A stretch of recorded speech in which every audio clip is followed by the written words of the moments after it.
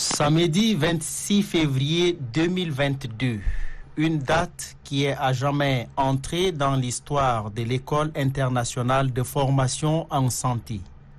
En clair, c'est une date qui marque le démarrage de la présentation des travaux de fin de formation en cycle de licence du diplôme d'infirmier d'État et de sage-femme diplômée d'État, ainsi que de techniciens de laboratoire.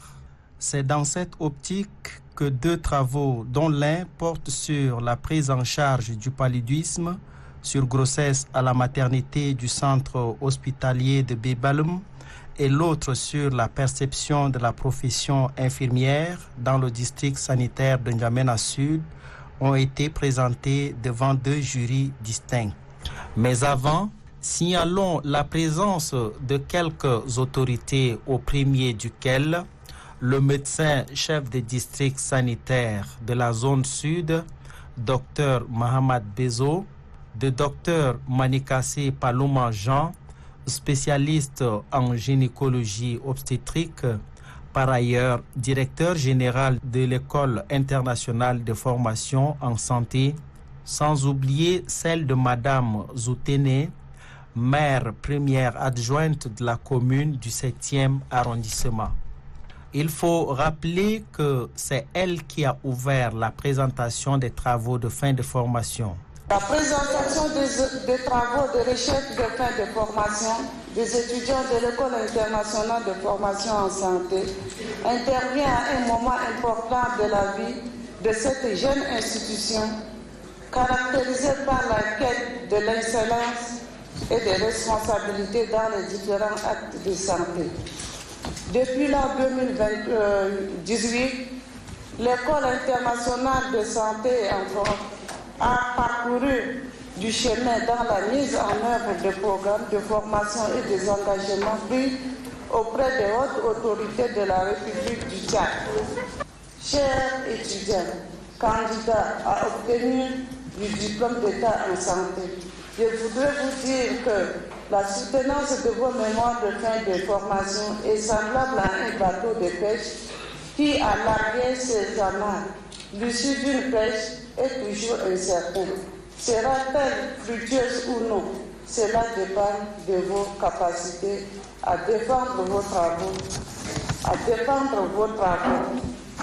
Je vous souhaite donc bonne chance à toutes et à tous. Sur ce, je déclare ouverte la présentation des travaux. Je vous remercie. Aussitôt après son intervention, un jury composé de 3 personnes a été mis sur pied pour examiner la première présentation du travail.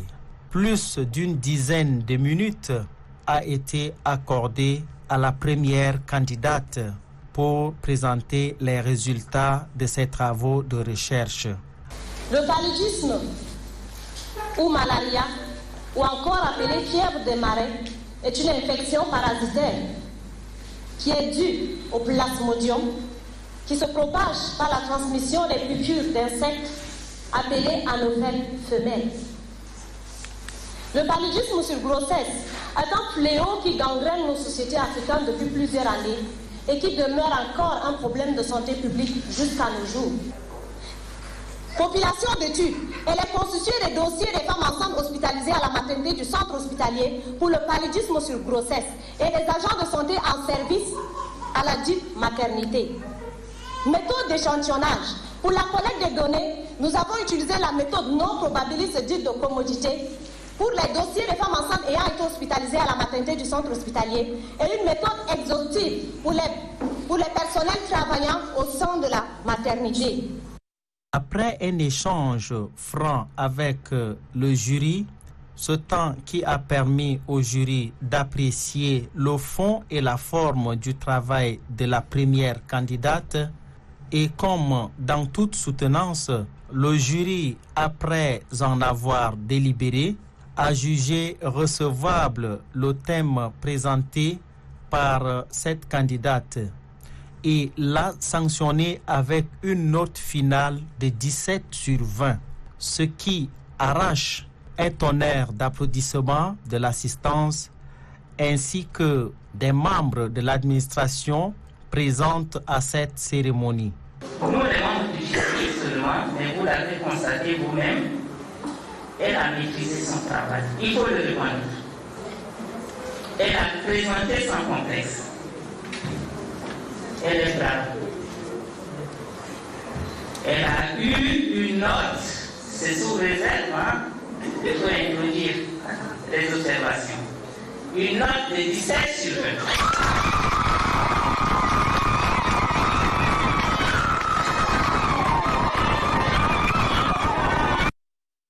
Un autre temps fort de cette journée est la remise symbolique de la blouse à la première candidate qui avait soutenu son travail par le médecin chef de district de la zone sud, Dr Mohamed Bezo. Après cette séance, arrive directement la séance de photos immortalisant cet événement a marqué la fin de la première soutenance. Si la première soutenance a été une réussite totale, la deuxième, elle aussi, n'a pas fait l'objet de doutes. Aussitôt après la première candidate, ce fut le tour de la deuxième impétrante. Comme la première, la deuxième candidate, elle aussi, a présenté son thème qui porte sur la perception du métier d'infirmier dans le district de zone sud à N'Djamena. Objectif de recherche, objectif principal, appréhender les différentes perceptions de la profession infirmière au district central de N'Djamena Sud au Tchad. Il faut continuer à marcher.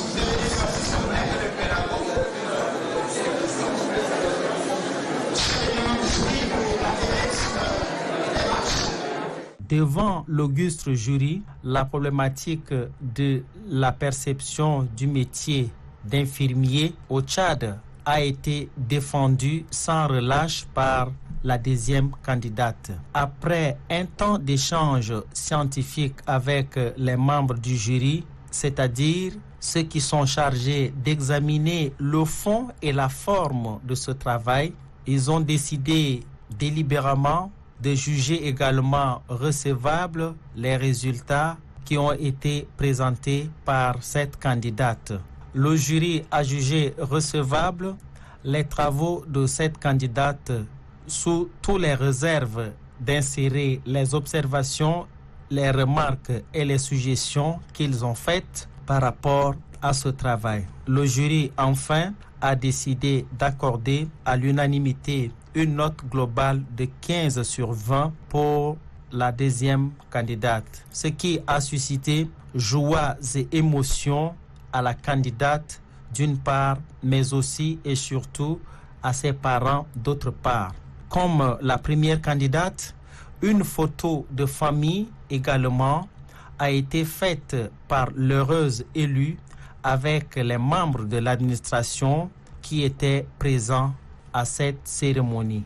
Il faut rappeler que plusieurs autres thématiques sont présentées également par les étudiants des filières telles que sages-femmes diplômées d'État, parmi lesquelles les deux premières candidates ont soutenu infirmiers diplômés d'État et techniciens de laboratoire. Une cérémonie de sortie solennelle sera organisée dans les prochains jours pour ces étudiants formés par l'École internationale de formation en santé. Cette cérémonie de présentation de mémoire est un moment privilégié de partage d'expériences, de transfert de compétences et d'échanges interactifs et constructifs sur les principales problématiques de santé. Ces échanges doivent également stimuler le changement et les adaptations nécessaires à la nouvelle gouvernance de notre système de santé en cours d'impulsion.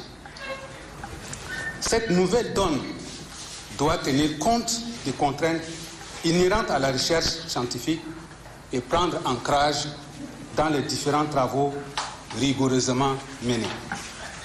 Au Tchad, en effet, le faible ratio des structures d'accueil et le manque de ressources humaines qualifiées sont des défis majeurs dans la mise en œuvre de la politique nationale de santé. En effet, comme le révèle une étude assez récente, le secteur de la santé connaît une pénurie de catégories professionnelles essentielles: médecins, infirmiers, sages-femmes et techniciens. En 1995, les indicateurs de santé en matière de taux de couverture du personnel soignant étaient de 0,3 médecins pour 10 000 habitants et 1,7 infirmiers et sages-femmes pour 10 000 habitants.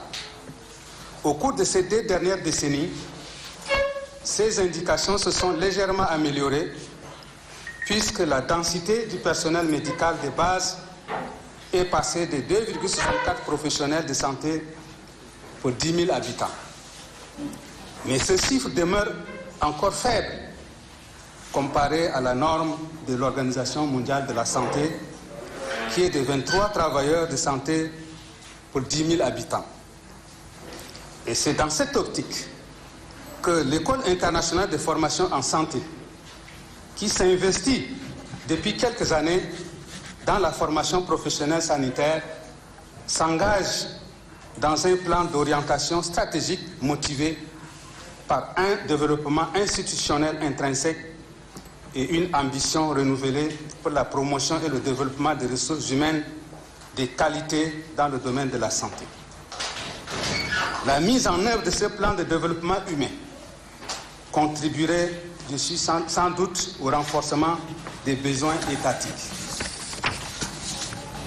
Aussi, le ministre de la Santé et de la Solidarité marque toujours son intérêt pour les questions liées à la formation et particulièrement à la formation en travail social. Sans son soutien, nous n'aurions pu nous retrouver dans cette salle qui allie fête et travail. Je voudrais lui signifier, en ma qualité de directeur de l'École internationale de formation en santé, toute la joie et la satisfaction de tout le personnel de notre école. À vous, chers collaborateurs, les soutenances des mémoires viennent mettre un terme au travail harassant dont vous avez fait montre durant 3 ans de formation en vue d'obtention du diplôme d'État. Je voudrais vous traduire ici, devant cette parterre d'invités, mes respects pour votre compétence et abnégation durant la formation, et qui fait de vous les meilleurs formateurs en travail social. À vous, les étudiantes et étudiants, après 6 mois de recherche sur les sites de vos stages, vous avez produit des mémoires qui permettront aux membres du jury de statuer sur vos capacités dans la maîtrise de votre métier. Je suis convaincu, eu égard au travail assidu que vous avez inculpé, que vous ont inculpé vos formateurs, que vous en seriez récompensés. Aux membres du jury, je voudrais, au nom du corps enseignant, le conseil pédagogique et en un mot, au nom de notre institution, vous présenter mes félicitations et je reste convaincu que la rigueur scientifique vous guidera dans l'appréciation des différents mémoires.